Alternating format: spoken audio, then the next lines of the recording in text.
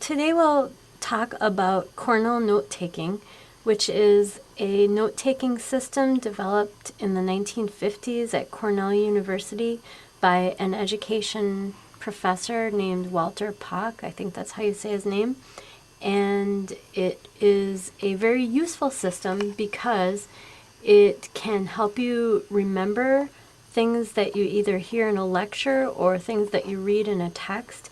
And it will also help you understand them more deeply rather than just simply memorizing the information. You'll be able to synthesize it and apply it more thoroughly. So anyway, it's also really helpful for reviewing and studying. And the thing that I like about Cornell Notes is that it's a little less particular than outlines. So it's just a little more forgiving. So in this case, we'll be looking at a text and translating the text into Cornell Notes, taking out some of the key ideas from the text and putting it into notes. And this is a reading from the World Book Encyclopedia about wolves. And there's the whole article is several pages, and here it starts over here with wolf. And I have already read this carefully. I've highlighted the important ideas. I've underlined the vocabulary words that are actually italicized in the text itself in red. And then in the margins, I've written kind of a word or phrase for each paragraph, summarizing the topic of that paragraph. So we'll take this section here. We've got, under the main category of wolf, we've got a heading here called the body of a wolf, and it goes into the size and color and so forth. And then they've got the life of a wolf, and this is the section that we'll translate into the Cornell Notes. And so at the top of our page, we'll write the name of this heading here, the life of a wolf. We're not going to write wolf because we're not doing Cornell Notes on the whole entire article, just on this section. So we'll do the life of a wolf in big letters. So this is the topic of the entire section. And the next thing we'll do, we'll make a vertical line about 1.5 inches to the right of the red line. So we'll divide the paper into about 1/3 and 2/3. And then at the bottom of the page, we'll make another line, and we'll use that later to write a little summary of what we've written so far. So we'll start off here, the life of a wolf, and it's helpful to kind of survey the text before you start doing the notes. And we see under the major heading, the life of a wolf, there's a minor heading, habits, and then there's young further down on the page. And we could, if we wanted to, use those headings as a way to separate the notes. We do want to include this first paragraph under the life of a wolf. This first paragraph is all about packs, and that's pretty important, so we don't want to skip it. Unfortunately, there's not a little heading here, so we've got to come up with our own heading. And it's helpful that I've already read it, and I already realized that the sentence is pretty much about packs. So we can just use packs as our first major detail. I'll put a box around that in the notes on the right-hand side. So we've got packs. And then for a sub-detail or a minor detail of the major detail packs, we can actually just take the first vocabulary word that's italicized, which is packs. I'll underline it so we know it's a quote-unquote vocabulary word. And the text describes it as a family group. And I'll put semicolon, family group, live together. And you'll notice that this is not a complete sentence, and it is actually very much discouraged to use complete sentences in Cornell Notes. If at all possible, try to shorten and summarize and put into your own words. So more detail about packs they often have 8 wolves, and they have up to 20.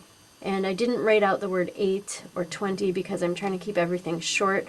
It's very much encouraged to use abbreviations rather than writing out full words, and anything you can do to shorten it is good. So going back to the text here, I've underlined pack, and then we've got lone wolves. So we'll write that phrase down and underline it, and then define it. And lone wolves leave pack until find mate, may make new pack. The lone wolf and the mate might have little cubs and then make their own new little pack. So that's pretty much the first paragraph. And now I'd like to continue with another box heading. And the way I figured that out, I looked at the margin here. I've got lone wolves and packs in this first paragraph. The next paragraph is about dominance. And if I wanted to, I could make habits a box. That might be a good idea. But since I think dominance is more specific, I kind of like that better, so I'm going to use dominance, but it would not be incorrect to use habits. So before we get to the next box, we'll skip 3 spaces and we'll write dominance. Put a box around that.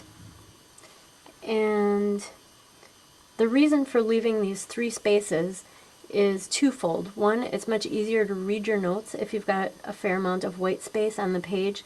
The second reason is that if you go back to your notes later and revisit the text, you may realize that there's something important that you omitted the first time and you want to include it later. Or if you're taking notes during a lecture in class and then you later go back over your notes and remember something, you can add it to the original notes. Or you may take notes in a class and then later go back to the text and add more things later. So it's helpful to have a little blank space so you can put more things in if you need to. Also, it makes it a lot easier to read when you go to read it. So in this paragraph here about dominance, they've got italicized the phrase dominance hierarchy, so we'll include that. And when you're trying to figure out what to include in the notes, it's a good idea to include any important dates, names, places, etc. And then just try to pick out what seems important. This makes it easier, this text makes it easier for you because they've italicized some things that are important, so that does make it easier. So dominance hierarchy, that's basically pecking order, that's my paraphrase. And then the next vocabulary word here is dominant wolves. We've got another bullet there. And dominant, oh, we'll underline that because it's a quote-unquote vocabulary word. Dominant wolves have high rank. They stand erect. They put their tail up. They put their ears up. And they growl. The subordinate wolves, on the other hand, they have pretty much the opposite behavior. And this is on this paragraph here. They have a low rank. They crouch. They have the tail between legs, ears down, and they whine. And it says that the wolves show rank most times they meet. I'm just going to abbreviate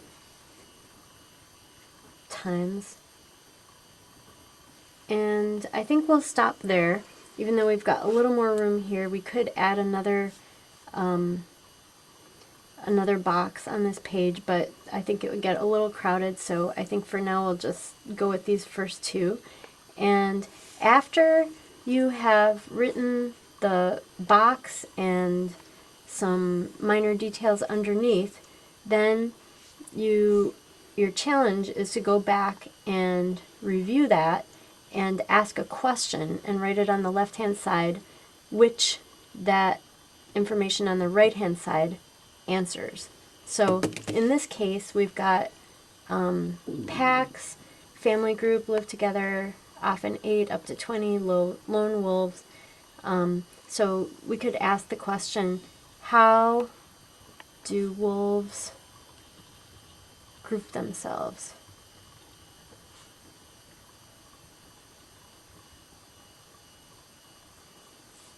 And as a general rule, it's a good idea to use the questions what, how, why, rather than who or where, because who or where tend to kind of give you more simplistic answers, and how, what, or why tend to give you slightly more in-depth answers.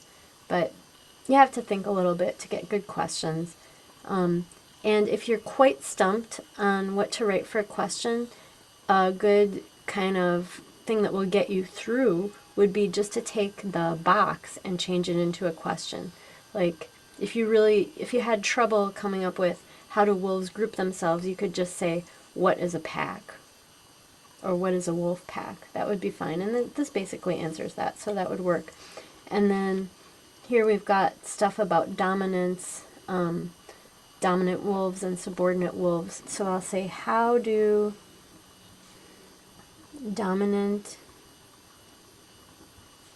and subordinate wolves act? Okay, so then we've got the 3 spaces, and as I said, it would be getting a little crowded to add another box here, so I think we'll just stop for now. And then we've got this space on the bottom where we can summarize the key ideas of the page. Now, some people recommend waiting 24 hours before you even try to synthesize and summarize what's on this page, because it's fairly difficult. But let's give it a shot. So here we've got the whole topic of the section is the life of a wolf, and then we've got packs and dominance. So packs have to do with how the wolves group themselves, and then dominance has to do with how they organize themselves hierarchically. So it pretty much all has to do with the social life of a wolf. So we can say something like, the social life of a wolf involves pack membership. Maybe we should say usually involves pack membership, because it's not always. Usually involves pack membership and a place in the dominance hierarchy.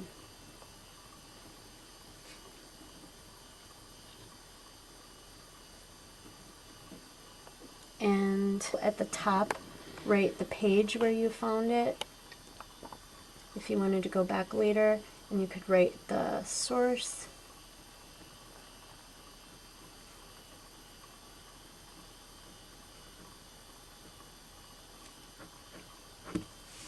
And there you go. So the beautiful thing about these Cornell Notes is, as I said, you can go back later and add more to what you've written in the first place, and it's fairly easy to read, it's fairly easy to pick out the key information, and when you go back to study for tests, for example, you've already got study questions made up for yourself, so you can ask yourself, how do wolves group themselves? And then you might remember that they have packs, or they might be a lone wolf, and if you don't remember, you can go back and review the information on the right-hand side. So it's a pretty slick way to study. And then you can just review the stuff at the bottom and see if you still remember that. And it's a pretty slick little system.